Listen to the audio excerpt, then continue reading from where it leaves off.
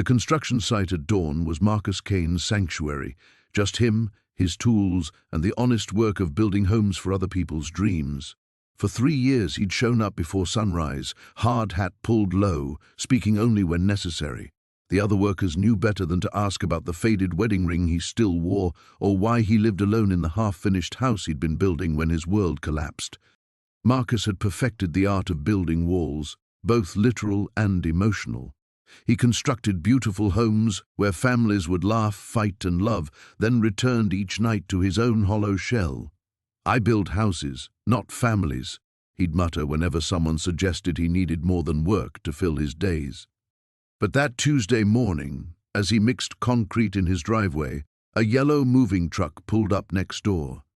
Out stepped Sarah Chen, a kindergarten teacher with paint-stained fingers and a smile that somehow cut through 3 years of carefully constructed defenses. Could one determined woman tear down walls that grief had spent years building? Marcus kept his eyes fixed on the concrete mixer, the mechanical churning drowning out the sounds of doors slamming and voices calling instructions. He'd grown accustomed to the empty house next door. The Hendersons had moved out 8 months ago, and the silence had been a comfort. Now strangers were invading his carefully maintained solitude. "Excuse me?" A woman's voice carried over the noise of his equipment. "Hi there?" He pretended not to hear, adding another shovel of gravel to the mix. The rhythm of work had always been his escape: measure, pour, mix, repeat. Simple, predictable, safe. "Sir? With the concrete mixer?" Marcus reluctantly looked up. The woman from the moving truck stood at the edge of his driveway, wearing paint-splattered overalls and work boots that had seen better days. Her dark hair was pulled back in a messy ponytail, and despite the early hour, her eyes held an energy that made Marcus instinctively want to retreat. "Sorry to bother you," she said, stepping closer. "I'm Sarah Chen. I'm moving in next door, and I was wondering if you might have a wrench I could borrow. The movers are having trouble with my washer hookup." Marcus wiped his hands on his jeans, buying time. 3 years of practiced social isolation had made these interactions feel foreign and uncomfortable. "What size?" "I honestly have no idea," Sarah admitted with a laugh that sounded genuinely amused rather than embarrassed. "I'm much better with crayons and glue sticks than plumbing tools." Despite himself, Marcus found his lips threatening to twitch upward, a muscle memory of smiling that felt rusty and strange. He caught himself and forced his expression back to neutral. "I'll take a look." He followed her across the sparse grass that divided their properties, noting the way she chatted easily as they walked. She mentioned the school where she'd be teaching, how excited she was about the house, her plans for a garden in the backyard. Marcus responded with nods and non-committal grunts, but Sarah seemed unbothered by his lack of enthusiasm. Inside the house, boxes labeled in neat handwriting were stacked everywhere: classroom supplies, art materials, kitchen, essentials only. The space already felt lived in despite the chaos, as if Sarah's presence alone could transform empty rooms into something warm. "It's in the laundry room," she said, leading him down a short hallway. "Fair warning, it's a disaster zone." The washer sat pulled away from the wall, water supply lines dangling loose. Marcus examined the connections and retrieved the appropriate wrench from his tool belt. The familiar motions of fixing something broken calmed him, gave his hands something to do while Sarah continued her cheerful commentary. "I probably should have hired professionals," she said, perched on the edge of the dryer. "But I'm ridiculously stubborn about learning to do things myself. My dad always said there's no problem that can't be solved with patience and the right tools." Marcus tightened the last connection and tested the water flow. Everything looked secure. "Should be good now." "You're a lifesaver. Thank you so much." She paused, studying his face with an openness that made him uncomfortable. "I'm sorry, I didn't catch your name." "Marcus." The word felt heavy in his mouth. "Well, Marcus, I owe you big time. Can I at least make you some coffee? It's the least I can do." The offer hung in the air between them. Marcus could feel himself at a crossroads: accept her kindness and risk the kind of human connection he'd been avoiding, or retreat to the safety of his concrete mixer and unfinished house. "I should get back to work," he said finally, already backing toward the door. Sarah's face fell slightly, but her smile remained. "Of course. Rain check, then?" Marcus didn't answer, just headed for the door, but he could feel her watching him go. Back in his own driveway, he threw himself into his work with renewed intensity, trying to ignore the way Sarah's laughter drifted through her open windows as she directed the movers. He built walls for a living. Today, for the first time in years, one felt dangerously close to cracking. The alarm shrieked at 5:30 a.m., the same time it had for the past 3 years. Marcus rolled out of bed with practiced efficiency, his body moving through the motions while his mind remained carefully blank. Coffee, shower, work boots, tool belt. The routine was armor against thinking, against remembering. He stepped onto his front porch, just as the sun painted the horizon, a pale orange, lunch cooler in one hand, thermos in the other. The morning air bit at his face, sharp and clean. This was his favorite time of day, when the world was still quiet, still empty of complications. A crash from next door shattered the silence.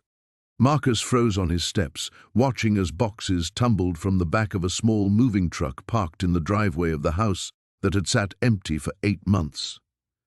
A woman emerged from behind the truck, muttering what sounded like creative curse words as she surveyed the scattered contents. Even from across their adjoining driveways, he could see her shoulders slump in defeat. Books lay scattered across the concrete like fallen leaves, their pages fluttering in the morning breeze. She crouched down and began gathering them, her movements quick and slightly frantic. Marcus told himself to get in his truck and drive away. The last thing he needed was a neighbor, especially one who apparently moved in before dawn and had enough books to stock a small library. He'd learned to appreciate the buffer of empty space around him. But something about the woman's determined gathering of her scattered belongings made him hesitate. She was small, maybe 5'4", with dark hair escaping from what had probably started as a neat ponytail. Her jeans had dirt on the knees, and she wore a college sweatshirt that had seen better years. A gust of wind caught several pages, sending them skittering toward the street. "No, no, no!" she called out, abandoning the pile to chase after them. Before he could think better of it, Marcus found himself setting down his cooler and thermos. He intercepted a notebook before it could reach the storm drain and bent to collect the scattered papers. When he straightened, the woman was standing a few feet away, slightly out of breath. "Thank you," she said, accepting the papers he held out. "I'm usually more coordinated than this, I promise." Well, slightly more coordinated. She had a voice that matched her movements, quick, warm, with a hint of laughter even in her obvious frustration. Up close, he could see that her eyes were the color of coffee, and they were studying him with undisguised curiosity. Most people in town had learned to look past him, to give him the space his reputation demanded. This woman looked at him like he was simply another person, not a tragedy to be avoided. "Heavy box," he said, nodding toward the truck. It wasn't much of a conversation, but it was more than he'd attempted with a stranger in months. "Books," she explained, as if that covered everything. "I'm a teacher. Well, I will be, starting Monday at the elementary school." She shifted the rescued papers to one arm and extended her hand. "I'm Sarah Chen." He looked at her outstretched hand for a moment too long, not because he didn't want to shake it, but because he couldn't remember the last time someone had offered him such a simple, normal gesture. When he finally took it, her grip was firm and warm. "Marcus." "Nice to meet you, Marcus." She glanced at his work clothes, took in the tool belt and steel-toed boots. "Early start to the day for both of us, I guess." He nodded toward the scattered books. "You need help with the rest?" The offer surprised him as much as it seemed to surprise her. Sarah's eyebrows rose slightly, and then her face broke into a smile that transformed her entire expression. "That's really kind of you, but I'm sure you need to get to work. I've already made you late by creating a paper explosion." "Not late," he said, which was true. He always left 15 minutes earlier than necessary, another part of his routine. "Won't take long." For a moment, Sarah looked like she might argue, but then another gust of wind sent more papers dancing across the driveway. "Okay," she said, "but I'm buying you coffee sometime as payment. Fair warning, I make terrible coffee, so it'll have to be the good stuff from downtown." Something in Marcus's chest tightened at the casual assumption that there would be future interactions, that coffee was a possibility to be planned for rather than avoided. He should correct her, should make it clear that helping with boxes didn't mean anything beyond basic human decency. Instead, he found himself walking toward her truck, where more boxes waited to be unloaded. "These all books?" he asked, peering into the truck bed. "Books, teaching supplies, and what my mother diplomatically calls my life collection," Sarah said, climbing up beside him.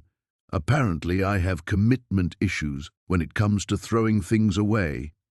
The pounding on Marcus's door came at 7:30 in the morning, aggressive enough to rattle the hinges. He'd been awake for hours anyway, nursing his second cup of black coffee and staring at the stack of unpaid bills on his kitchen table. The sound made him wince, partly from the remnants of last night's whiskey and partly from pure irritation. He yanked the door open, ready to unleash his morning fury on whoever had the audacity to disturb his sullen peace.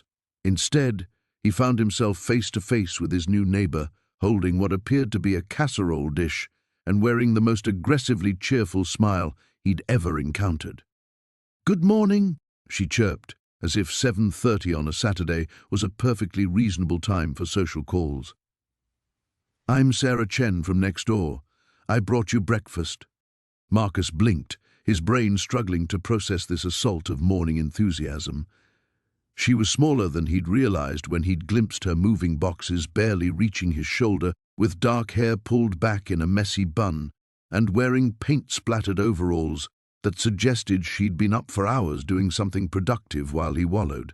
"I don't want any breakfast," he managed, his voice coming out rougher than intended. "Too bad," she said, pushing past him into his house with the confidence of someone who'd never met a boundary she respected. "Everyone needs breakfast, and judging by the lovely bouquet of beer bottles on your porch, you need this more than most." Marcus stood in his own doorway, stunned by the sheer audacity. No one had been inside his house in months. He'd made sure of that. Yet here was this complete stranger, setting her dish on his coffee table and looking around his living room with unconcealed concern. "You can't just—" he started. "Nice place," she interrupted, though her tone suggested otherwise. His house was a disaster, and they both knew it. Empty takeout containers created small mountains on every surface, clothes lay scattered across furniture, and a fine layer of dust coated everything he couldn't be bothered to move. Very minimalist. "Get out." Sarah turned to face him, and for a moment her relentless cheer flickered. He caught a glimpse of something deeper in her dark eyes, something that looked almost like recognition, as if she'd seen this particular brand of self-destruction before. "Look," she said, her voice gentler now. "I know we don't know each other, and I know I'm probably the last person you want to see right now, but I made way too much French toast casserole, and it seemed stupid to let it go to waste when you're right next door. I said, get out." "I heard you." She sat down on his couch, completely ignoring his demand. "I'm Sarah, by the way. I teach 3rd grade at Riverside Elementary. Just moved here from Portland." Marcus felt his jaw clench. This woman was like a force of nature, bulldozing through his carefully constructed isolation with homemade breakfast and small talk. "I don't care where you're from. I want you to leave. What's your name?" The question caught him off guard. It had been so long since anyone had asked him anything personal, since anyone had cared enough to wonder. "Marcus," he found himself saying, then immediately regretted it. "Marcus." She smiled again, and this time it seemed less aggressive, more genuine. "That's a good name. Strong." He didn't know what to say to that. Compliments felt foreign, like words spoken in a language he'd forgotten how to understand. "I lost someone too," Sarah said quietly, and the words hit Marcus like a physical blow. "I can tell. It's in the way you hold yourself, like you're trying to take up as little space as possible, like you're apologizing for still being here. You don't know anything about me." "No," she agreed. But I know about guilt. I know about waking up every morning wishing you hadn't. And I know that hiding in a house full of empty bottles isn't actually helping, no matter how much you want it to. The casserole's still warm, Sarah said, standing up. And there's enough for several meals. I'll just leave it here. She headed for the door, then paused. I'm usually up early if you want to return the dish, or if you just want to talk. She was gone before Marcus could respond, leaving him standing in his disaster of a living room with the smell of cinnamon and vanilla wafting from her casserole dish. The silence felt different now, less like peace and more like emptiness. He stared at the dish for a long time before hunger finally won. The pounding on his door came at 7:30 sharp, just as Marcus was settling into his second cup of coffee and contemplating whether the silence would last long enough for him to actually enjoy it. He knew who it was before he even looked through the peephole. Emma stood there with what appeared to be a covered dish in her hands, her dark hair pulled back in a messy bun, and that determined expression he was beginning to recognize. He considered pretending he wasn't home, but she'd probably seen the lights on. With a resigned sigh, he opened the door just wide enough to block her view of the interior. "Morning, Marcus." Her smile was bright despite the early hour. "I made too much breakfast casserole and thought you might want some." "I don't eat breakfast." It wasn't entirely a lie. Coffee counted as breakfast in his book. "Everyone eats breakfast. Your body needs fuel to function properly." She held up the dish. "This has eggs, bacon, cheese, and hash browns.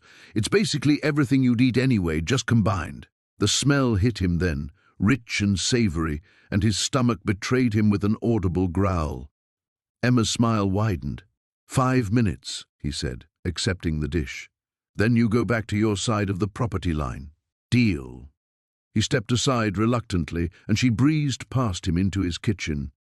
Marcus watched as she took in the sparse surroundings. The bare counters, the single coffee mug, the complete absence of anything that might suggest someone actually lived here rather than merely existed. "You know," she said, running her finger along the spotless counter, "a little clutter never hurt anyone. Maybe some plants, or pictures, or don't." The sharpness in his voice made her turn. For a moment, something flickered across her face. Not hurt exactly, but a kind of recognition, like she understood what she was looking at. "I'm sorry," she said quietly. "I didn't mean to overstep." Marcus felt an unfamiliar twist of guilt. He served himself a portion of the casserole and took a bite. It was excellent, which only irritated him more. "Why are you doing this?" he asked. "Doing what?" "This." He gestured between them. The food, the talking, He searched for the right word. Persistence. Emma leaned against his counter, studying him with those careful teacher eyes. "Do you know how many kids I've taught who've given up on themselves? Who sit in the back row with their arms crossed, convinced that no one cares enough to try? I'm not one of your students. No, you're not. But you're sitting in the back row just the same." The comparison stung because it felt too close to accurate. Marcus took another bite, chewing slowly. "Maybe some people are meant to sit in the back row." "I don't believe that." Her voice was firm but not unkind. "I think some people just haven't found the right reason to move forward yet. And do you think you're going to be that reason?" The question came out harsher than he intended. Instead of backing down, Emma straightened. "Maybe, or maybe I'll just be the person who reminds you that you have reasons already. That hiding doesn't make the world go away. You don't know anything about my world." "You're right, I don't." She moved toward the door, then paused. "But I know about loss, and I know that the people we love wouldn't want us to disappear just because they had to." The words hit like a physical blow. Marcus set down his fork, his appetite gone. "Don't," he said again. But this time it came out as barely a whisper. Emma's expression softened. "I lost my dad when I was 16. Car accident. I spent 2 years convinced that if I just stopped caring about anything, stopped trying, stopped hoping, then nothing could hurt me that badly again." Marcus found himself looking at her, really looking, for the first time. seeing past the cheerful persistence to something deeper underneath. What changed? My mom. She told me that grief wasn't something to get over, it was something to carry, and that the people we love live on in what we choose to do with that weight. Emma reached for the door handle. Keep the dish, I'll get it later. After she left, Marcus stood in his kitchen, holding a forkful of casserole and feeling like the ground had shifted beneath his feet.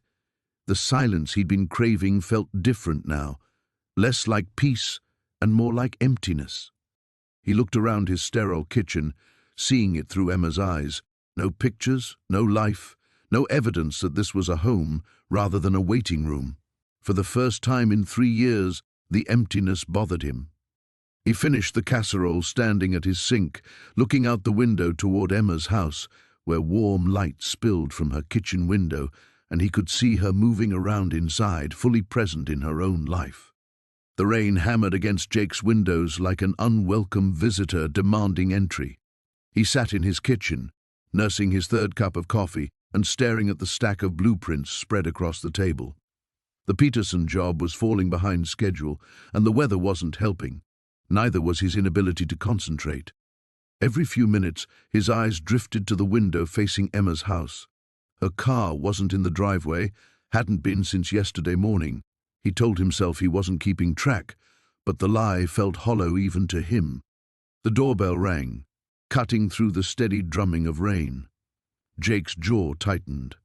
If Emma was standing on his porch again with another casserole or friendly invitation, he might actually lose what remained of his patience. He'd made his position clear enough times.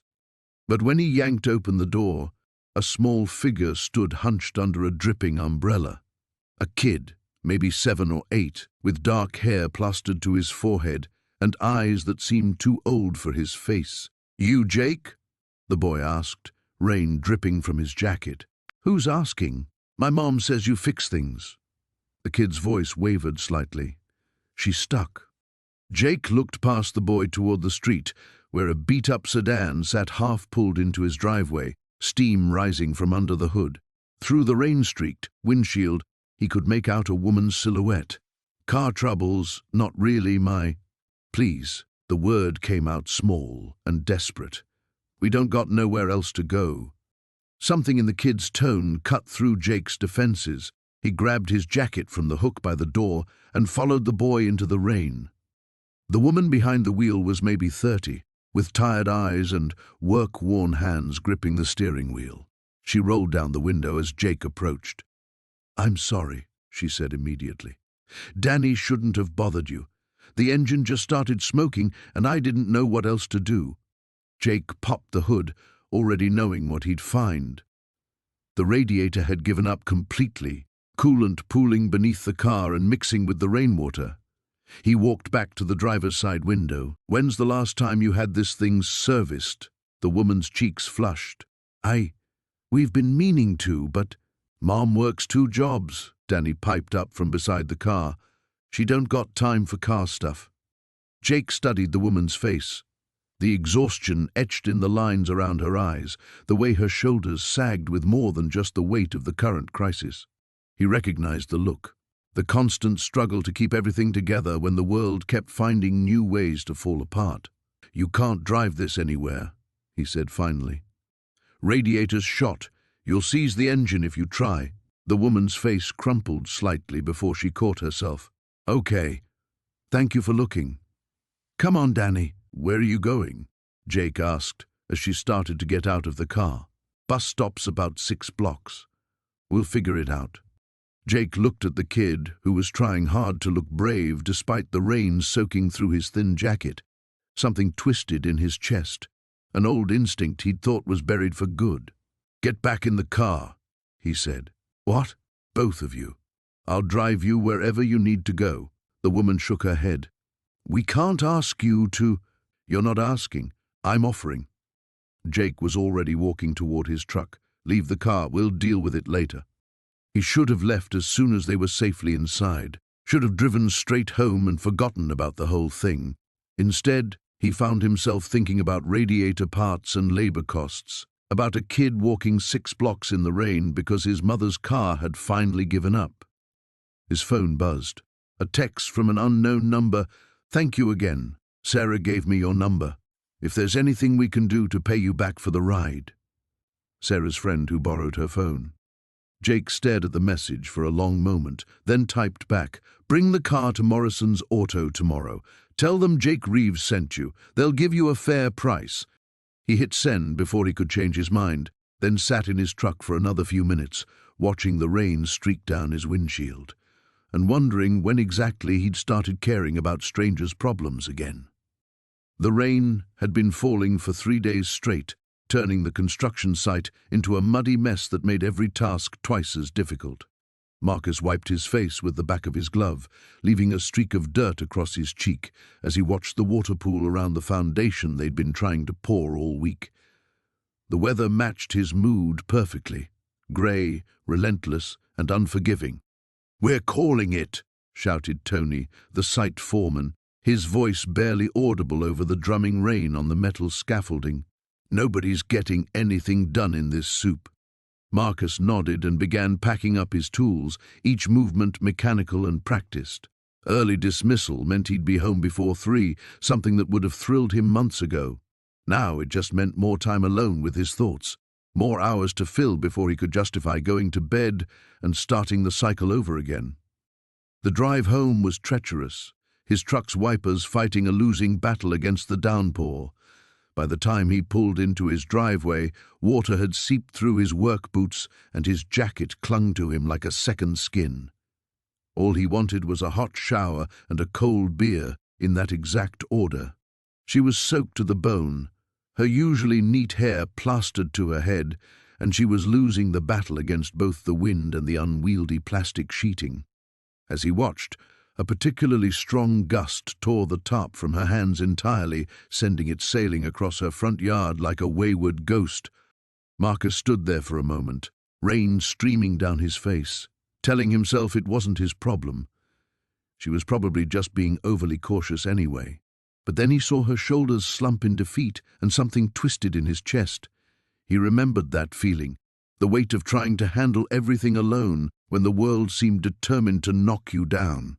Before he could talk himself out of it, he was walking across the muddy space between their properties, his boots squelching with each step. "Need help?" he called out, having to raise his voice over the storm. Emma looked up, surprised to see him. Water dripped from her eyelashes as she blinked at him. "Oh, Marcus, I didn't expect... I mean, you're already soaked. You don't need to..." "What's the problem?" he interrupted, gesturing toward the windows. She bit her lip, clearly embarrassed. "There's a leak in my roof, right above the living room. It's been getting worse with all this rain, and I was trying to cover the windows because the water's been blowing in, but..." She gestured helplessly at the tarp, which had now wrapped itself around her neighbor's fence like a surrender flag. Marcus assessed the situation with the practiced eye of someone who solved problems for a living. "You got a ladder?" "In the garage, but Marcus, I can't ask you to go up there in this weather. It's dangerous." He was already walking toward her garage. "More dangerous to let water damage get worse. Trust me, I've seen what that can cost." 20 minutes later, Marcus had secured a proper tarp over the worst section of Emma's roof, using his own materials and expertise to create a temporary but effective seal. Emma had insisted on holding the ladder despite his protests, and he'd been acutely aware of her presence below him the entire time. Her small hands gripping the aluminum rails, her voice calling up warnings about wind gusts. When he finally climbed down, they were both thoroughly drenched and shivering. Emma's living room, however, was no longer under assault from the elements. "I don't know how to thank you," she said, wrapping her arms around herself. "I was about to call a contractor, but they all said they couldn't come out until the storm passed." Marcus shrugged, uncomfortable with her gratitude. "It's just a temporary fix. You'll still need someone to look at it properly." "Still, you didn't have to." She paused, studying his face. "Why did you? Help me, I mean." The question caught him off guard. He stood there dripping on her porch, searching for an answer that wouldn't reveal too much. The truth was, he wasn't entirely sure himself. Something about watching her struggle alone had bypassed all his carefully constructed defenses. "Good neighbors help each other," he said finally, the words feeling strange in his mouth. Emma smiled then, the first genuine smile he'd seen from her that wasn't hiding disappointment or hurt. "Well then, this good neighbor insists you come inside and warm up. I've got hot coffee and dry towels, and it's the least I can do." Marcus opened his mouth to refuse, but the words wouldn't come. Instead, he found himself nodding and following her through the front door, crossing a threshold he hadn't realized he'd been avoiding. The sound of hammering at 7 in the morning shouldn't have surprised anyone on Maple Street, but it wasn't coming from Marcus's usual projects. Sarah peered through her kitchen window, coffee mug halfway to her lips, watching her neighbor attack what appeared to be a birdhouse with unnecessary force. She'd been walking on eggshells around him for 3 days since their conversation on his porch. The raw pain in his voice when he'd spoken about his family had haunted her, making her second-guess every interaction they'd had. Maybe she had been pushing too hard. Maybe some people really did want to be left alone. But watching him now, she could see the tension in his shoulders, the way he gripped the hammer like it was the only thing keeping him anchored. This wasn't a man who wanted solitude. This was a man drowning in it. The hammering stopped abruptly. Marcus straightened, running a hand through his hair, and for a moment he looked so lost that Sarah's chest tightened. Before she could talk herself out of it, she was grabbing 2 mugs and heading outside. "Building something or destroying it?" she called out, approaching with what she hoped was casual confidence. Marcus turned and she caught the flicker of something, relief maybe, before his usual guarded expression slid back into place. "Depends on your perspective." She handed him the second mug, noting he didn't refuse it this time. "Well, from my perspective, that poor birdhouse looks like it's been through a war." A ghost of a smile tugged at his mouth. "Yeah, well, turns out carpentry's harder when you can't focus worth a damn." They stood in comfortable silence for a moment, steam rising from their mugs in the cool morning air. Sarah studied the half-built structure on his workbench. It was actually quite intricate, with careful joints and delicate trim work. "It's beautiful," she said softly. "The design, I mean. Very detailed." Marcus's jaw tightened. Emma wanted one. For her bedroom window. She said she wanted to watch the baby birds learn to fly. His voice was steady, but Sarah could hear the effort it took. "Emma was your daughter?" He nodded, not trusting his voice for more words. Sarah felt tears prick her eyes, but she blinked them away. This wasn't about her feelings. What kind of birds did she hope to attract? The question seemed to catch him off guard. He looked at her, really looked, as if trying to determine whether this was genuine interest or empty sympathy. "Cardinals," he said finally. She loved red. Everything in her room was red. Her bedspread, her curtains, even her little lamp shaped like a strawberry. "Cardinals are faithful," Sarah said. "They mate for life, stay together through all seasons." Emma had good instincts. Something shifted in Marcus's expression. "You know about birds? My students are fascinated by them. We do a unit every spring about local wildlife. I've learned more about bird behavior than I ever expected." She gestured toward the birdhouse. "The entrance hole looks like it's sized perfectly for cardinals." "Studied the specifications for weeks," Marcus admitted. "Even bought special red paint for the trim." She picked it out herself. He was quiet for a moment. Never got to finish it. Sarah set down her mug and picked up a piece of sandpaper from his workbench. "Mind if I help?" Marcus stared at her. "You don't have to." "I know I don't have to. I want to." She was already smoothing down a rough edge on the roof. "Besides, my students would be thrilled if I could tell them I helped build an actual cardinal house." For a long moment, Marcus just watched her work. Her movements were careful, respectful of his craftsmanship. She wasn't trying to take over or fix everything, just offering her presence, her hands, her time.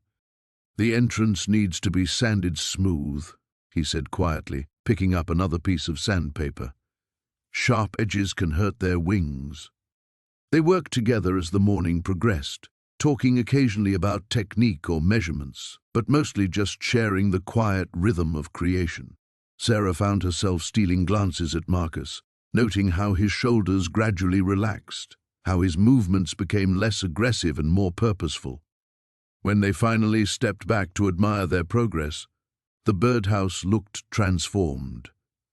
What had been a half-destroyed project was now nearly complete, requiring only the red trim Emma had chosen years ago. "Thank you," Marcus said, and Sarah could hear the weight of what he wasn't saying. "Thank you for letting me help." He looked at her then with something approaching wonder, as if he couldn't quite believe she was real. "I haven't talked about her in 3 years. About Emma. Not to anyone. How does it feel?" Marcus considered this, turning the question over like one of his carefully sanded pieces of wood. "Terrifying," he said finally, "but not as terrible as I thought it would be." Sarah smiled, understanding that this was progress measured in the smallest of increments, but progress nonetheless. The rain started just as Marcus finished replacing the warped boards on Elena's front steps. He gathered his tools quickly, but she appeared at the door before he could escape to his own house. "Come in before you get soaked," she called, holding the door wide. He hesitated, raindrops already darkening his shirt. The smart thing would be to make a run for it, but the downpour intensified, drumming against the porch roof with increasing urgency. "Just until it passes," he muttered, stepping inside. Elena's living room was warm and cluttered in a way that made his chest tight. Children's artwork covered the refrigerator visible from the kitchen doorway, and a half-finished puzzle sprawled across the coffee table. The scent of something baking filled the air, cinnamon and vanilla that reminded him of Sunday mornings from another life. "Coffee?" she asked, already moving toward the kitchen. "I'm fine." She ignored him, returning with 2 steaming mugs. "You've been working on those steps for 3 hours. The least I can do is feed you." Marcus accepted the coffee reluctantly, noting how she'd added cream without asking. Somehow she'd remembered from that morning weeks ago when she'd forced breakfast on him. "You didn't have to fix them," Elena said, settling onto the couch and leaving space beside her that he pointedly didn't take. They were a safety hazard. He remained standing near the window, watching the rain streak down the glass. "Someone could have gotten hurt. Someone like me, you mean?" The quiet certainty in her voice made him turn. She was studying him with that look again, the one that seemed to see straight through his defenses. "I don't know what you're talking about." "Marcus." His name was gentle on her lips. "It's okay to care about people. It doesn't make you weak." The coffee mug grew hot in his hands. "I told you, it was a safety hazard. And the loose railing you fixed last week, the gutter you cleared yesterday?" Each item on her list felt like a small betrayal, evidence of something he wasn't ready to acknowledge. He told himself he was just being practical, but standing here in her warm house, surrounded by the life she'd built, the lie felt thin as paper. "You don't know anything about me," he said, but the words lacked their usual edge. "I know you've been alone for 3 years. I know you work 16-hour days so you don't have to come home to an empty house. I know you haven't spoken to your sister since the funeral, even though she calls every month." Marcus set down his mug hard enough that coffee sloshed onto the side table. "You need to stop. I know you blame yourself for something that wasn't your fault, Elena, and I know you're terrified that if you let anyone get close, you'll lose them too." The silence stretched between them, broken only by the rain's steady rhythm. Marcus felt exposed, as if she'd stripped away every wall he'd built and found him wanting. "You think you have me figured out," he said finally. "I think you're in pain, and I think you've convinced yourself that staying in pain is somehow honoring their memory." Her words hit like a physical blow. Marcus moved toward the door, but Elena stood, blocking his path. "Don't run away. Not this time." "I'm not running. I'm leaving. Sarah wouldn't want this for you." The sound of his wife's name from Elena's lips stopped him cold. "Don't you dare. She wouldn't want you to stop living, to stop caring about people.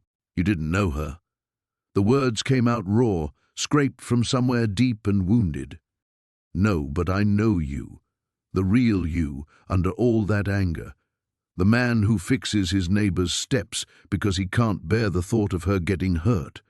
The man who leaves groceries on my porch when I'm sick. The man who still has so much love to give if he'd just stop being afraid. Marcus stared at her, this woman who'd somehow become essential to his days without his permission.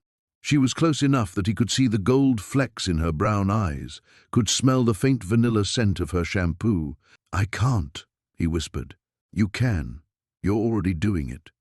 The rain was slowing, he noticed distantly. Soon he'd have no excuse to stay, no reason to remain in this warm space where Elena saw too much and offered too little judgment. "The storm's passing," he said. "Yes," she agreed, but she didn't move away. "It is."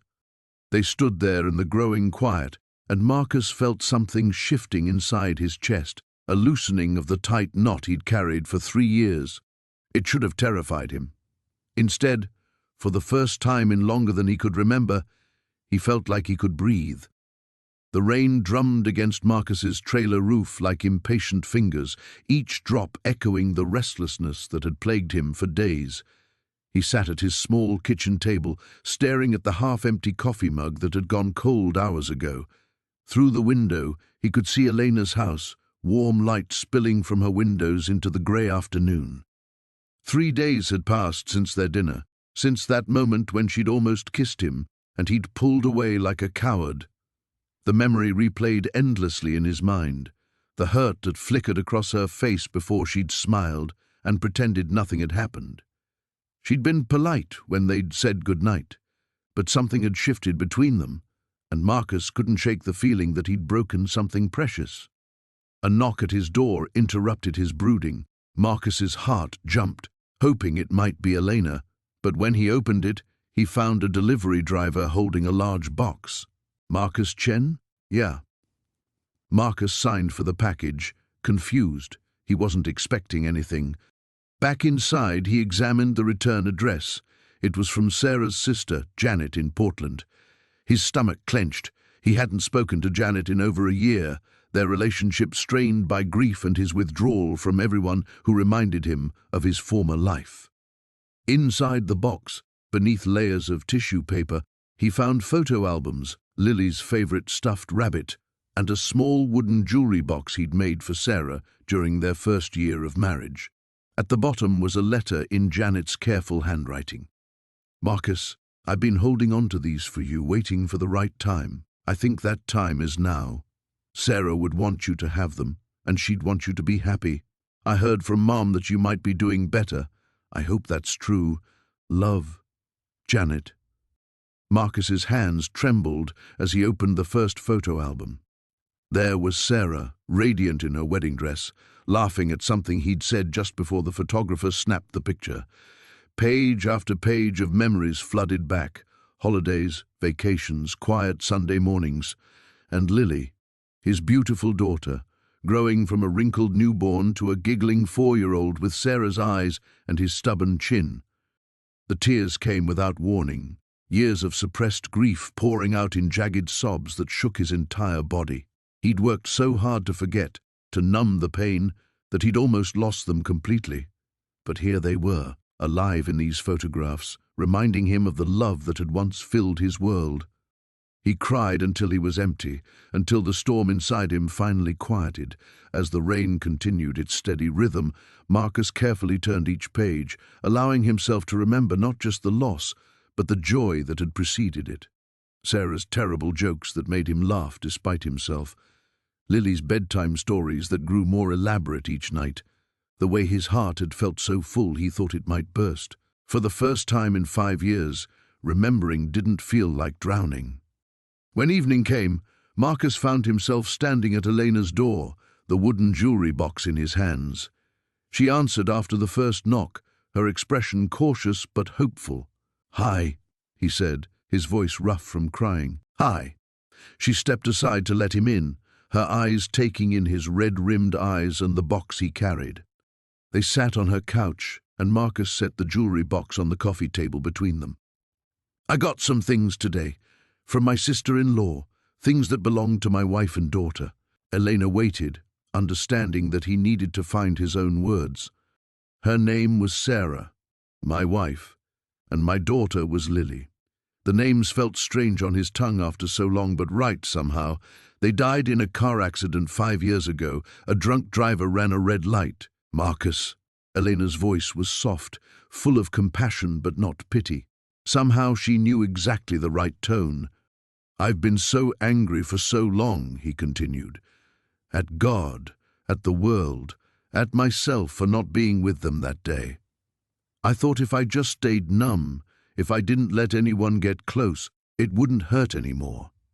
He opened the jewelry box, revealing Sarah's wedding ring nestled in the blue velvet lining. But seeing these today, I remembered something I'd forgotten. How good it felt to love them. How much joy they brought me. Elena reached out tentatively, covering his hand with hers. They sound wonderful. They were. Marcus turned his hand palm up, intertwining their fingers. The other night, when you were leaving, I wanted to kiss you. I've wanted to for weeks, but I was terrified. And now? Marcus looked at their joined hands, then up at her face. I'm still terrified. But I'm tired of being alone. I'm tired of honoring their memory by refusing to live. Elena's eyes glistened with unshed tears. I'm not going anywhere, Marcus. We can take this as slow as you need. For the first time in 5 years, Marcus felt something other than emptiness in his chest. It was fragile and frightening, but unmistakably hope. The text arrived at 2:47 a.m., jolting Marcus from restless sleep. Emergency at school. Flooded basement, destroyed heating system. Kids will freeze tomorrow. He stared at the glowing screen, Sarah's words blurring in his exhaustion. 3 months ago, he would have deleted it, rolled over, and pretended he never saw it. Now he found himself pulling on work clothes in the dark. The elementary school parking lot was empty except for Sarah's dented Honda and the principal's sedan. Marcus grabbed his toolbox from the truck, boots crunching through frost toward the building's side entrance where fluorescent light spilled across concrete steps. Sarah met him at the door, hair escaping from a messy ponytail, coffee stains on her sweater. You came. Figured you'd keep texting until I did. She managed a tired smile. You're probably right. The basement was worse than he'd imagined. 3 inches of standing water covered the floor, and the ancient boiler sat silent and cold, its pilot light extinguished. Principal Martinez emerged from behind the hulking machine, sleeves rolled up, looking defeated. The heating company can't get here until Thursday, he said, shaking Marcus's hand. With the cold front moving in, we'll have to close the school. Marcus waded into the water, examining the boiler's connections. How long has this thing been limping along? 15 years past its expiration date, Martinez admitted. Budget's been tight. Sarah appeared beside them, carrying a shop vacuum. I called 6 heating companies. Thursday was the earliest anyone could come out. Because they're all busy with real emergencies, Marcus said, running his hands along the gas line.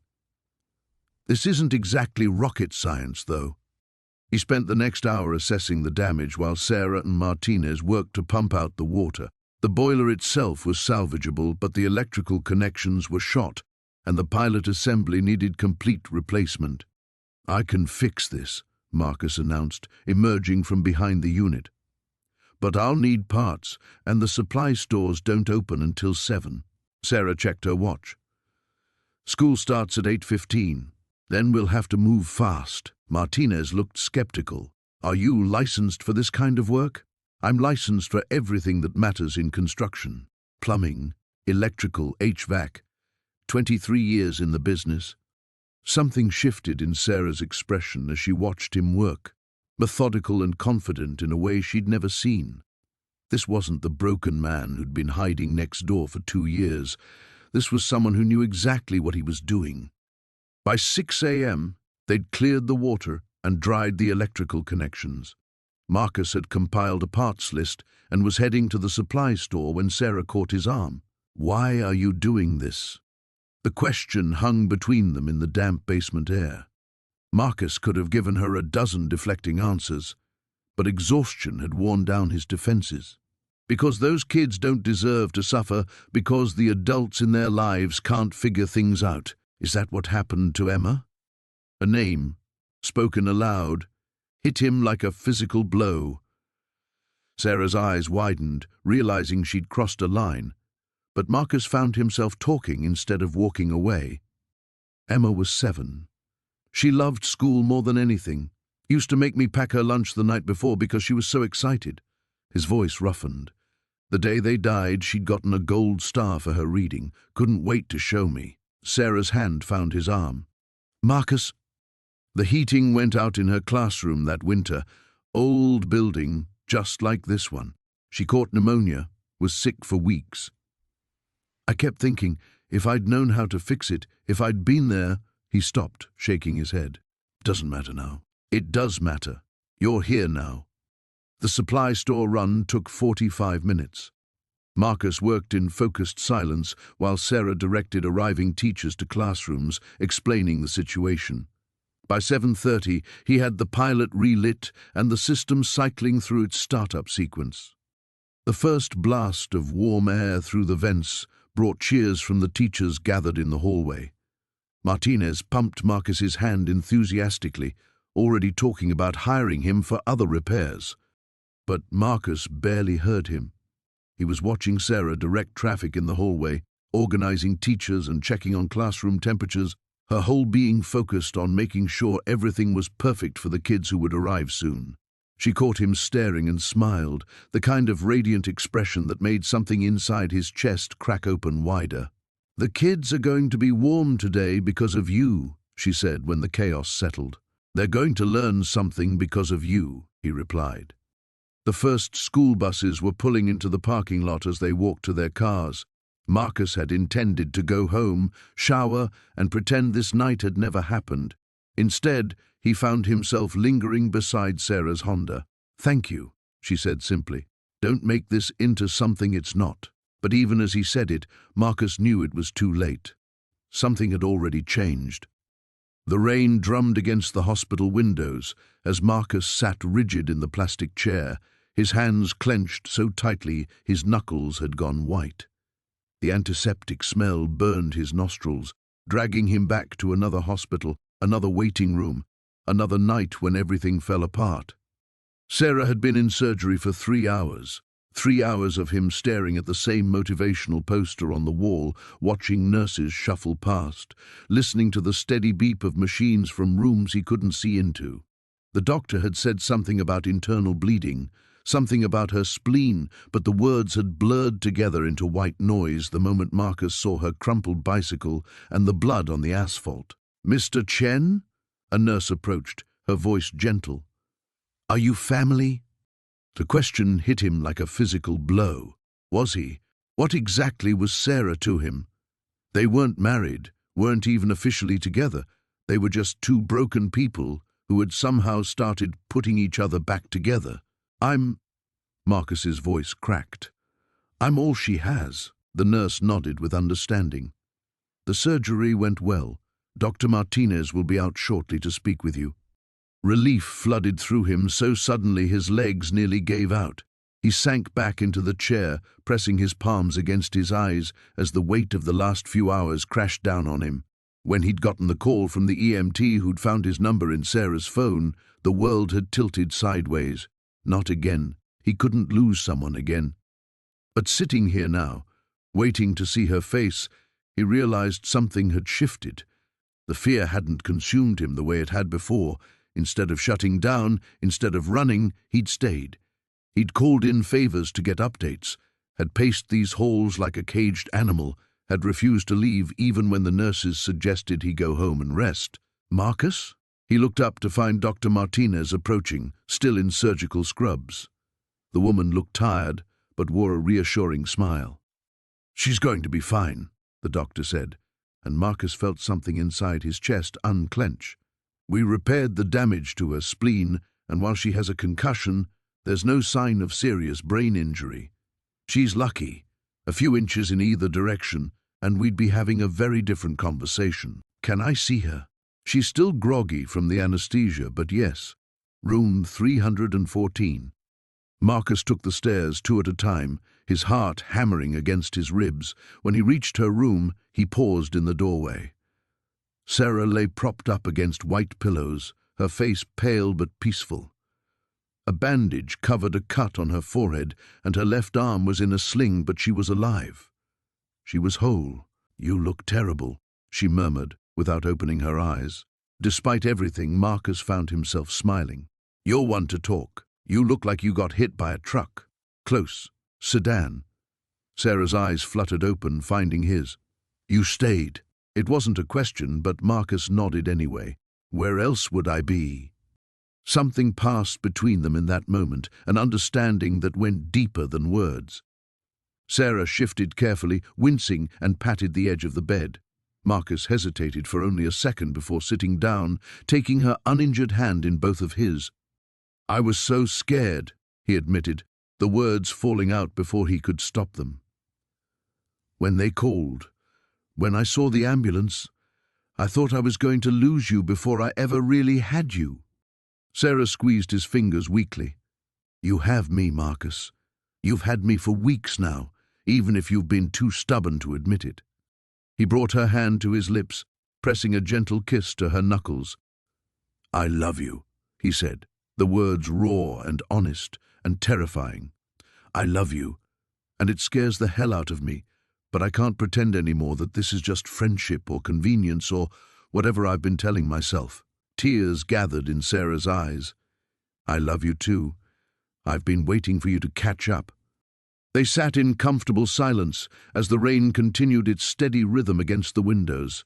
Marcus traced circles on the back of Sarah's hand with his thumb, marveling at how such a simple touch could ground him so completely. "What happens now?" he asked. "Now you take me home and let me recover on your couch while you fuss over me unnecessarily," Sarah said with a weak smile. "And then we figure out what comes next, together." Marcus leaned forward, pressing his forehead gently against hers. For the first time in years, the future didn't feel like something to be endured, but something to be built, something worth fighting for. "Together," he repeated, and meant it with every fiber of his being. The coffee mug sat untouched on the kitchen table, steam rising into the grey morning light. Marcus stared at it like it might hold answers, but all he could see was Sarah's face from last night, the way her eyes had searched his when he'd pulled back, the careful way she'd said goodnight afterward. He'd barely slept. Every time he closed his eyes, he felt her lips against his, soft and warm and terrifyingly real. It had been so long since he'd kissed anyone that way, since he'd wanted to. The guilt crashed over him in waves, followed by something worse, the realization that for those few seconds he hadn't thought about Emma at all. Marcus considered not answering, but she'd already seen him through the window. He opened the door but didn't invite her in. "Morning," Sarah said, her smile a little uncertain. "I made banana bread. Thought you might like some. Thanks." He took the plate but didn't step aside. The distance felt necessary, like armor. "Marcus," her voice was gentle but firm, "we should talk about last night. Nothing to talk about." The words came out harsher than he intended. It was a mistake. Sarah's face flickered with hurt before she composed herself. "Was it? Because it didn't feel like a mistake to me." Well, it was. He started to close the door, but she put her hand against it. "Don't do this," she said. "Don't shut me out because you're scared. I'm not scared. I'm being realistic." The lie tasted bitter. This, whatever this is, it can't happen. Why not? The simple question hit him like a punch. Because Emma wouldn't want this. Because he didn't deserve to be happy. Because letting Sarah in meant admitting Emma was really gone. The reasons tangled together, too complicated to explain. "Because I'm not the kind of man you should be with," he said finally.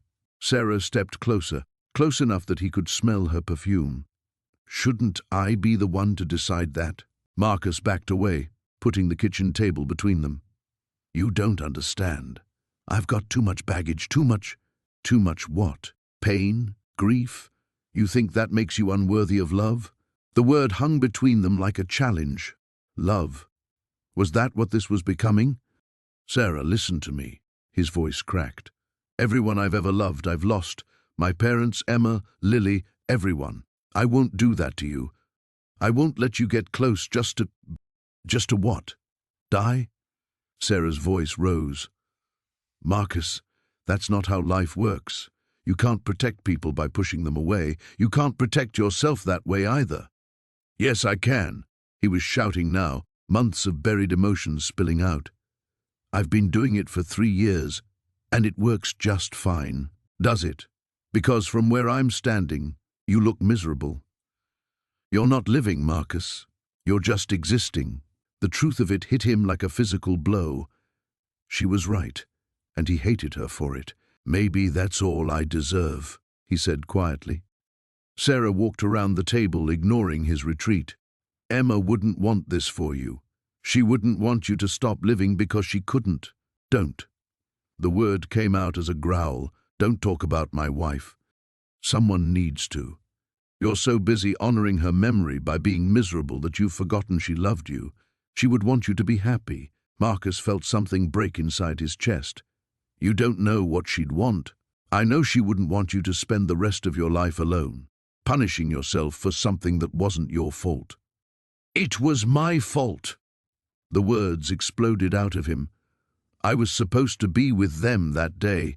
If I hadn't stayed late at work, if I'd left when I was supposed to, I would have been driving. I could have prevented it, or at least we'd have all gone together. Sarah's eyes filled with tears. Oh, Marcus.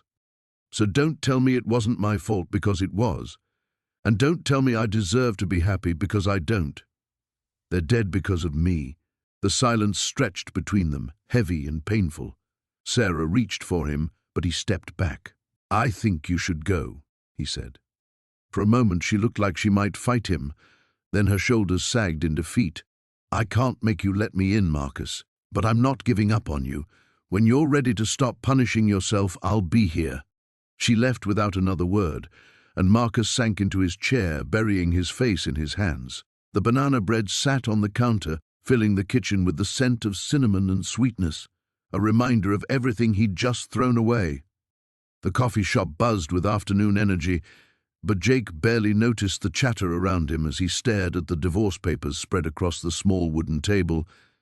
His lawyer, Frank Morrison, adjusted his glasses and pointed to the signature line with a stubby finger. Just need your John Hancock here, and here, Frank said, tapping the documents. Pretty straightforward case. No kids, minimal shared assets, should be finalized within 60 days. Jake picked up the pen, its weight feeling heavier than any sledgehammer he'd ever swung. The black ink seemed to mock him as he held it poised over the paper. 6 months ago, he would have signed without hesitation. 6 months ago, before Emma had bulldozed her way into his carefully constructed fortress of solitude. Take your time, Frank said, checking his watch. Though I do have another appointment at 4. The cafe door chimed, and Jake's head snapped up instinctively. Not Emma, just a businessman grabbing coffee. He realized he'd been unconsciously listening for her laugh, watching for her familiar silhouette. Even now, when he was about to legally sever the last tie to his old life, she occupied his thoughts. There's something I need to tell you, Jake said, setting down the pen. I've been seeing someone. Frank raised an eyebrow. Seeing someone seriously? I don't know. The honest answer tasted bitter. Maybe. Yes, it's complicated. Well, these papers don't prevent you from dating. Your marriage has been over for years, Jake. This is just making it official. Jake knew Frank was right. Sarah had moved on long ago, remarried, started fresh. The divorce was a formality, a legal housekeeping task he'd been avoiding. But signing felt like stepping off a cliff, and he wasn't sure if Emma would be there to catch him or if he'd plummet alone. His phone buzzed. A text from Emma. How did the parent conferences go? Survived another day of explaining why homework matters. Hope your meeting went well. Such ordinary words, but they wrapped around his chest like a warm embrace.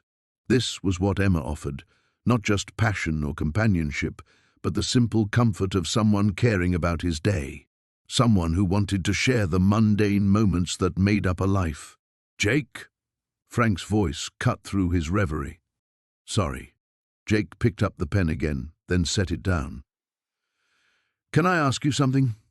How do you know when you're ready to risk everything again? Frank leaned back in his chair, studying Jake with the patience of a man who'd guided dozens of clients through emotional minefields. You want my professional opinion or my personal one? Personal. You're never ready. Not really. Love isn't about being ready, it's about deciding that the possibility of happiness is worth the risk of pain. Frank smiled ruefully. I should know. I'm on wife number 3, and she still scares the hell out of me every day. Jake thought about Emma's hands trembling as she'd reached for him, the vulnerability in her eyes when she'd asked him to stay. She was just as terrified as he was, just as damaged in her own way. But she'd chosen courage over safety, openness over isolation. The pen felt lighter now as he lifted it. With quick, decisive strokes, he signed his name on both documents. Frank gathered the papers efficiently, sliding them into a manila folder. Congratulations, Frank said. You're officially free to make new mistakes. Thanks for the pep talk, Jake replied dryly. But he was already standing, suddenly urgent to be somewhere else. He drove through town with the windows down, letting the cool October air wash over him. The construction site called, he had invoices to review, tomorrow's crew assignments to finalize. Responsible Jake, reliable Jake, would head straight to the office and lose himself in work until the sun set. Instead, he found himself parked outside Maplewood Elementary as the final bell rang. He watched through the fence as children poured out of the building like colorful confetti, their voices rising in joyful chaos. Emma emerged from a side door, her arms full of papers that threatened to spill in the breeze. "What are you doing here?" she called through the chain link. "Thought you might want to grab dinner," he said. "If you're free." "I'm free." Her smile widened. "Give me 5 minutes to dump these papers and grab my bag." As she hurried back toward the building, Jake pulled out his phone and deleted Frank's contact information. He wouldn't be needing divorce lawyers anymore. What he needed was standing right in front of him, beautiful and real and worth every terrifying step into the unknown. The emergency room fluorescent lights cast everything in harsh white, making Sarah's face look pale as porcelain.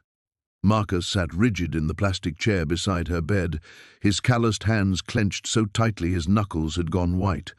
The steady beep of monitors filled the space between them, a mechanical rhythm that reminded him too much of another hospital, another time. "You don't have to stay," Sarah whispered, her voice hoarse from the breathing treatments. The asthma attack had been severe, triggered by something in the construction dust that had blown over from the site across town where Marcus had been working. The irony wasn't lost on either of them. "I'm not going anywhere." The words came out rougher than he intended, weighted with memories of all the times he'd said them before and failed to keep the promise. Sarah's fingers found his, surprisingly warm despite everything. "Marcus, look at me." He'd been staring at the heart monitor, watching the green lines spike and fall, counting each beat like a prayer. When he finally met her eyes, she saw something there that made her chest tighten in a way that had nothing to do with her breathing. "This isn't the same," she said quietly. "Stop!" Sarah struggled to sit up straighter, wincing as the four tugged at her hand. "This isn't your fault. My asthma has nothing to do with you not being there fast enough." But Marcus was already spiraling, his mind pulling him back to that rainy April morning 5 years ago, the phone call at work, the dash to the hospital, the terrible final silence of machines being turned off. He'd made promises then too, promises to protect, to be there, to never let anything happen to them. "I failed them," he whispered, "and I almost failed you." He looked up sharply. In all the months they'd been growing closer, sharing meals and quiet evenings, he'd never spoken their names aloud to her. She'd known they existed, the wife and child who'd left the gaping hole in his life, but he'd kept them locked away, too precious and too painful to share. "Sarah, I can't." "Please." Her thumb traced across his knuckles. "I need to know them. They're part of you, which means they're part of this. Part of us." The word us hung in the air between them, fragile and terrifying. Marcus had been running from that word for months now. even as his walls crumbled piece by piece under Sarah's patient persistence. "Emma," he said finally, the name feeling foreign on his tongue after so long. "My wife. She had this laugh that could fill up a whole room. Used to say I was too serious, that I worried about everything." His voice grew softer. "She was right. I did worry, just not about the right things." Sarah waited, understanding that this was like watching someone defuse a bomb. One wrong move and everything would explode. And Lily. The second name came easier, carried on a breath of memory. She was 4, had Emma's laugh and my stubborn streak. Used to insist on wearing her tutu to the grocery store because princesses don't take days off. His eyes were bright with unshed tears. The drunk driver hit them at the intersection by her preschool. I was supposed to drop her off that morning, but I had an early meeting. Emma took her instead. The heart monitor's beeping seemed to quicken, though whether it was Sarah's or the phantom rhythm of his own pulse, Marcus couldn't tell. "You think if you'd been driving, you could have avoided it?" Sarah asked gently. "I think about it every day. Different route, different timing. Maybe I would have seen him coming." He laughed bitterly. "Maybe I would have died instead of them. Seemed like the better option for a long time. And now?" The question cut through him like a blade, because now, there was Sarah, with her terrible habit of leaving her kitchen light on so he'd know she was home safe. There was the way she hummed while grading papers on her front porch, and how she'd started buying the coffee he liked even though she preferred tea. There was this moment, sitting in a hospital room, feeling like his chest might cave in at the thought of losing someone again. "Now I'm terrified," he admitted. "Because I can't lose you too, and I can't promise that I won't." Sarah's eyes fluttered closed for a moment, the medication pulling at her. When she opened them again, they were clear and determined. "Then don't promise," she said. "Just stay, right now, in this moment. Stay with me." Outside the window, dawn was breaking over the city, painting the sky in shades of hope and possibility. Marcus tightened his grip on her hand and chose to stay. The morning light filtered through Sarah's kitchen window as she stood at the counter, hands wrapped around a coffee mug that had long since gone cold. 3 days had passed since Jake walked away, 3 days of replaying every word, every moment, searching for something she could have done differently. The knock at her door came soft but insistent. For a heartbeat, hope fluttered in her chest. Maybe Jake had come back, maybe he'd realized. But when she opened it, she found Marcus instead, his weathered face creased with concern. "He's not doing well," Marcus said without preamble, accepting the coffee she offered with grateful hands. "Won't talk to anyone on the crew, just works like a man possessed, then disappears. Yesterday I found him at the cemetery." Sarah's chest tightened. "Did he say anything?" "Not to me, but Mrs. Chen from the flower shop called. Said he'd been there every morning this week, buying roses. White ones." Marcus paused, studying her face. Same kind Emma used to love. The words hit like a physical blow. Sarah sank onto her couch, understanding flooding through her. Jake wasn't just running from her, he was drowning in guilt, convinced that loving again meant betraying the memory of his family. "I pushed too hard," she whispered.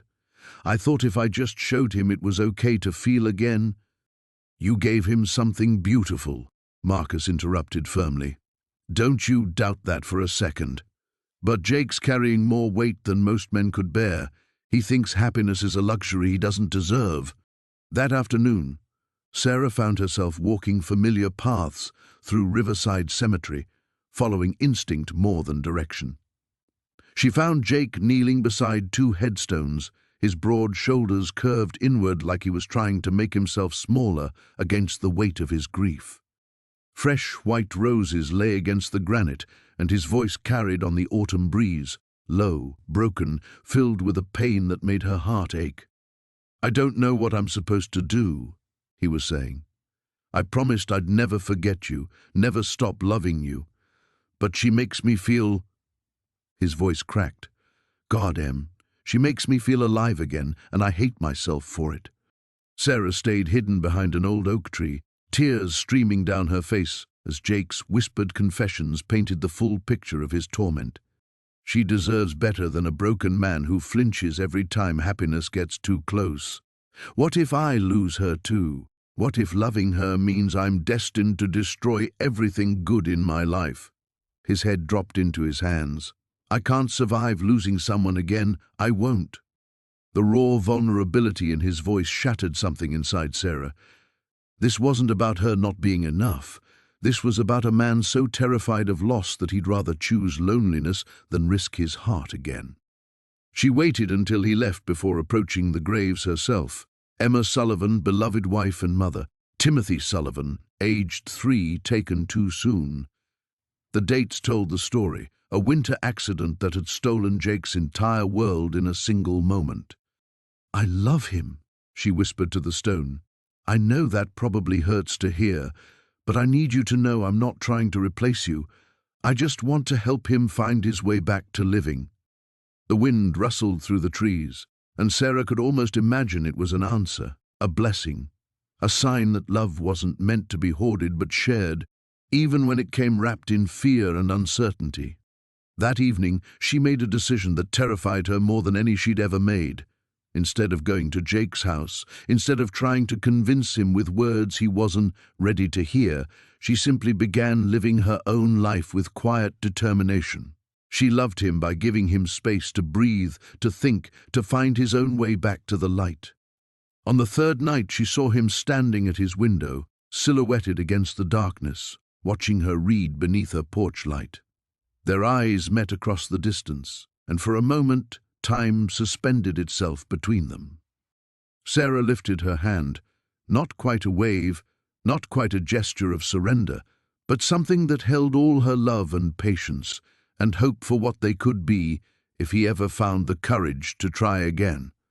Jake's hand rose to press against the glass, and though he didn't wave back, didn't cross the space between them, Sarah saw something shift in his posture, a loosening perhaps, a crack in the armor he'd built around his heart. She smiled and returned to her book, understanding that some battles for love required strategy rather than force, patience rather than passion. Tomorrow would bring what it brought, but tonight she'd planted a seed of possibility in the darkness. The morning light filtered through the hospital blinds, casting long shadows across the sterile floor. Marcus sat in the uncomfortable plastic chair beside Elena's bed, his calloused hands wrapped around a cup of cold coffee he'd forgotten to drink. She looked so small beneath the white sheets, her usually vibrant face pale against the pillow. "You don't have to stay," Elena whispered, her voice hoarse from the breathing tube they'd removed that morning. "I know hospitals aren't your favorite place." Marcus shifted forward, setting the cup aside. "I'm not going anywhere." The words carried more weight than either of them acknowledged. 3 days had passed since the accident, a drunk driver running a red light, Elena's car spinning across the intersection like a broken toy. 3 days of Marcus pacing hospital corridors, demanding answers from doctors, sleeping in chairs that turned his back into knots. 3 days of facing the terrifying reality that he could lose someone again. "The kids have been asking about you," Elena said, managing a weak smile. "Sarah Martinez drew you a get-well card. Apparently, it has a construction worker on it building a hospital." "Smart kid." Marcus reached for Elena's hand, careful of the foreline. "When you're better, maybe I could visit the class again. Finish that lesson about foundations." Elena's eyes searched his face. "When I'm better, when you're better," he repeated firmly, though the tremor in his voice betrayed his fear. Dr. Patel knocked softly before entering, clipboard in hand. Marcus had memorized the man's expression over the past few days, cautiously optimistic, but with the practiced restraint of someone who delivered too much bad news. "The latest scans look good," Dr. Patel said, pulling up a chair. "The swelling in your brain has decreased significantly. We're cautiously optimistic about a full recovery. But Elena, you need to understand, head injuries are unpredictable. You'll need extensive physical therapy, and there may be some cognitive effects we won't know about for weeks or months." Marcus felt Elena's hand tighten in his. "What kind of effects?" "Memory issues, difficulty concentrating, fatigue. Some patients experience personality changes. We'll monitor everything closely, but recovery takes time. Patience. After the doctor left, silence settled between them like dust. Marcus watched Elena process the information, saw the fear flicker across her features before she pushed it down, the same way she'd pushed down every obstacle he'd thrown at her over the past year. "I might not be the same person," she said quietly. "Neither am I."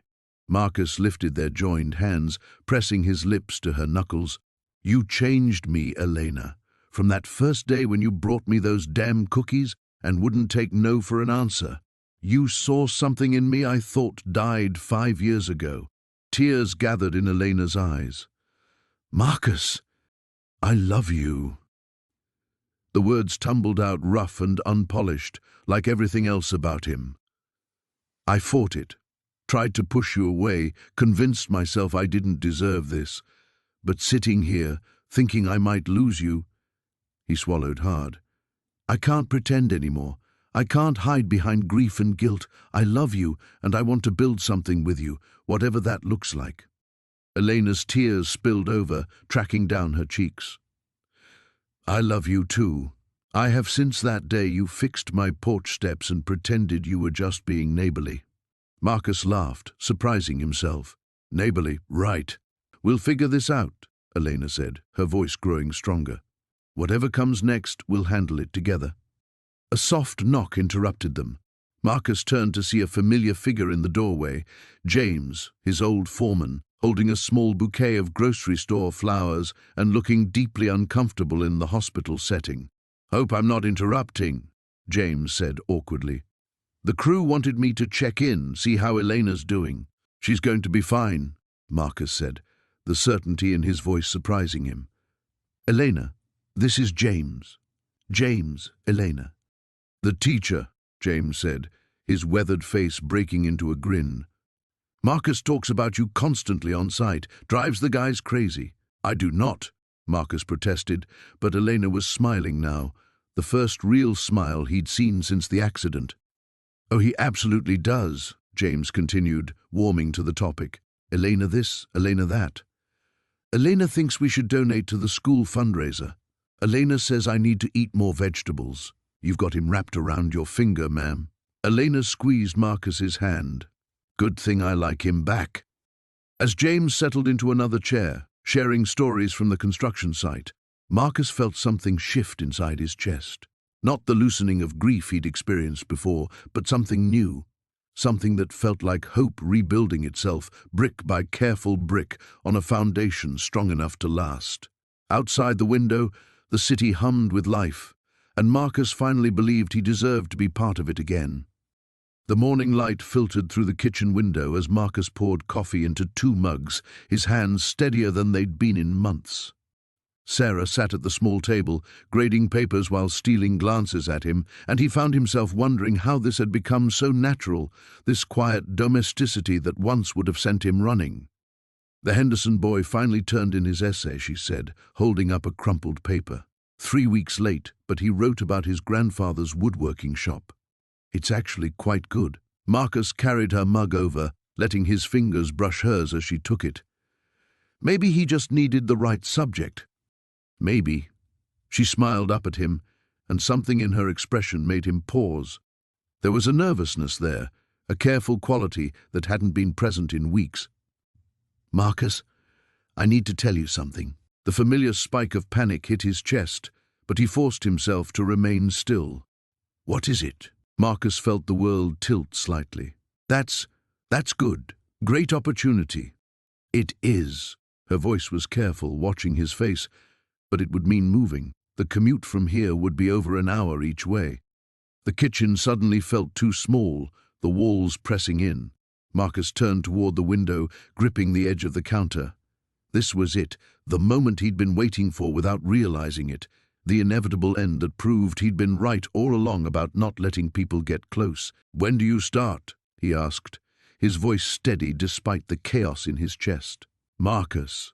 Sarah stood, moving to stand beside him. "I haven't accepted it yet." He looked at her sharply. "Why not? You said it yourself. Better pay, better hours. Sounds like exactly what you should do. Because of you.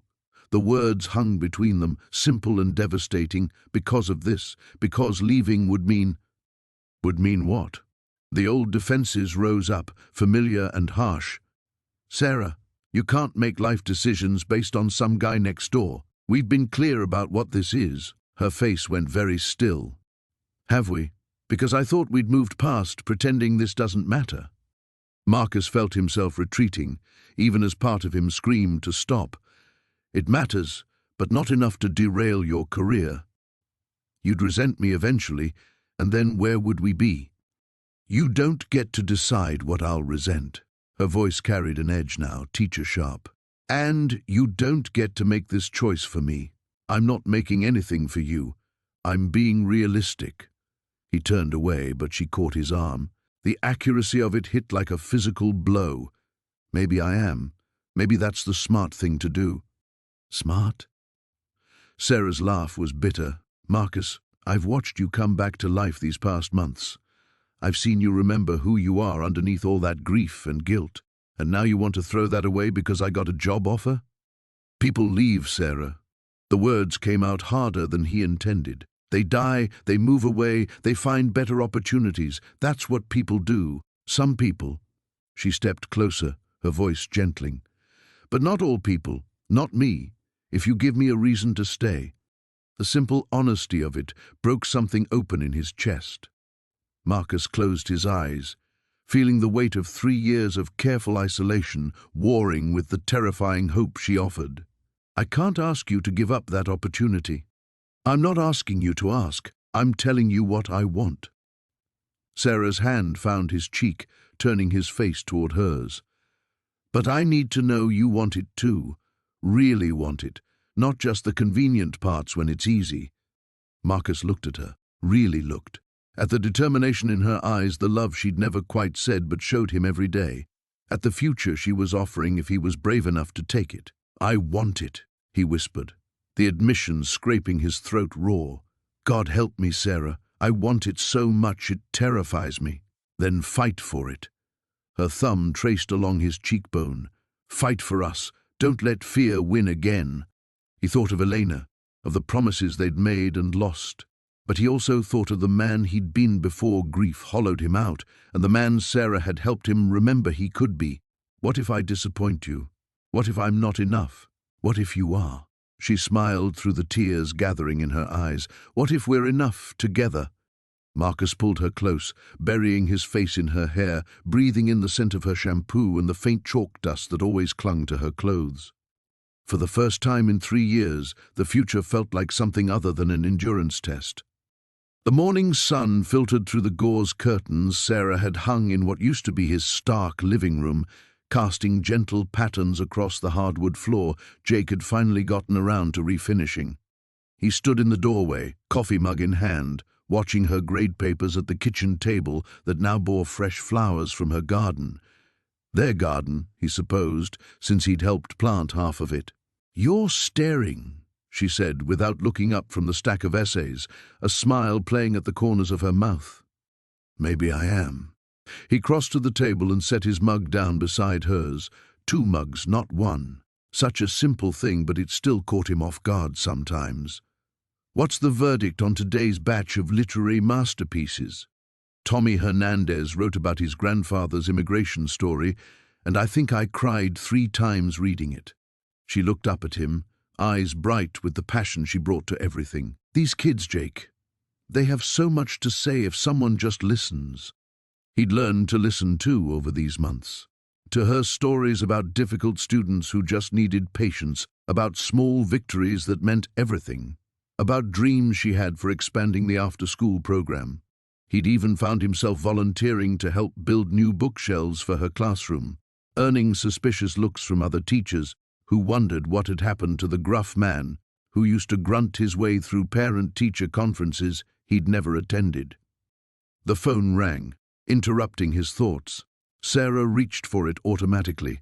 She'd become the social coordinator for their small household, fielding calls from her sister, his crew chief, neighbors who now felt comfortable asking for favors. "It's Danny," she said, holding out the receiver. Something about the Morrison project? Jake took the phone, noting how Sarah's presence had somehow made even work calls feel less isolating. Yeah, Dan, what's up? We got a problem with the foundation pour. I need you down here. Jake glanced at the clock. Saturday morning, but construction emergencies didn't observe weekends. Give me 20 minutes. He hung up and found Sarah already moving, gathering his work clothes from the laundry basket, checking that his thermos was clean. The domesticity of it should have terrified him, and maybe it would have 6 months ago.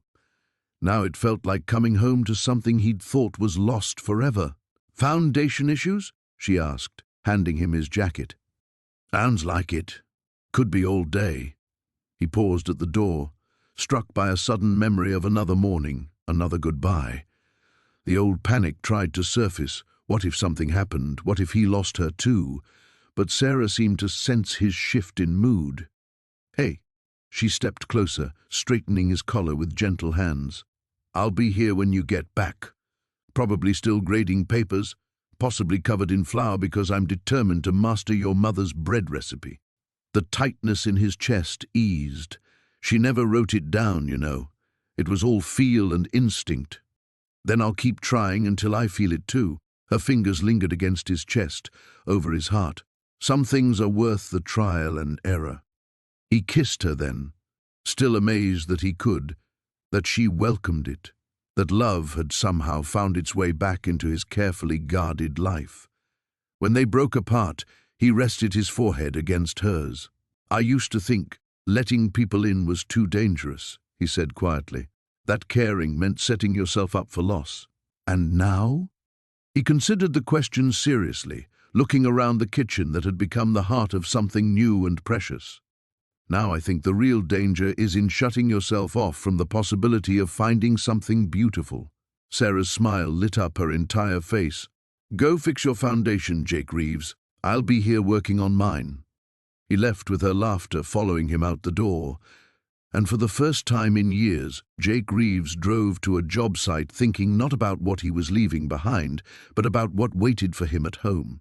The foundation they'd built together, constructed carefully one day at a time from trust and patience and the radical act of choosing love over fear, felt solid enough to last.